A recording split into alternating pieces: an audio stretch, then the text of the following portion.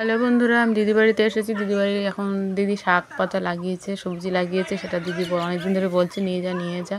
তো আমি এই জমিতে যাই সাইকেলে করে, তো ওখান থেকে যাওয়া বাড়ি ফেরার পথে দিদি বাড়িতে এসেছি। এখন মানে শরীরটা খুবই ক্লান্ত আর ভালো লাগছে না। দিদি বলছে চল আমার সঙ্গে গিয়ে পেছনে দাঁড়িয়ে থাকবি, কিছুই করতে হবে না তোর, শুধু দাঁড়িয়ে থাকবি। তাই এসেছি, দাঁড়িয়ে আছি। আমার ভালো লাগছে না দাঁড়িয়ে থাকতে, মনে হচ্ছে শুয়ে পড়ি, অনেকটাই কষ্ট হচ্ছে। তো এখানে এতটাই ঘাস যে ঘাসের মধ্যে পা ফেললেই পাটা ডেবে যাচ্ছে, মনে হচ্ছে এর মধ্যে সাপ টাপ থাকলে দেখতে পাবো না, এমনই অবস্থা। এখন বর্ষার সময় তো, তার জন্য এরকম অবস্থা।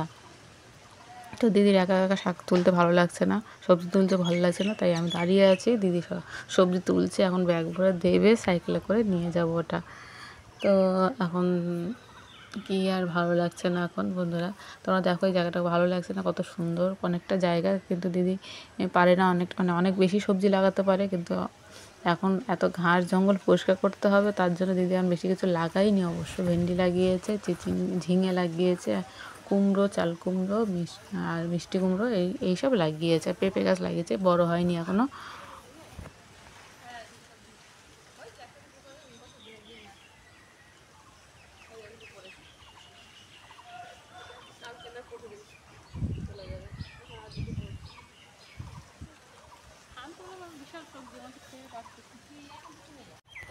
দিদি ডাঁটা লাগিয়েছে, সেই ডাঁটাগুলো তুলছে। আমিও একটা চেষ্টা করলাম, অনেক টানাটানি করলাম, তুলতে পারলাম না, মানে পেরেছি অনেক লাস্টে, টেনেছি, টেনে গোড়া একদম তুলতে পারছিলাম না। এটা দিদি সরু সরু করে তুলছে বলে একটানে উঠে যাচ্ছে, আমি একটু মোটাটা ধরেছিলাম, সেটা টেনে টেনে আর তুলতেই পারলাম না কিছুতে।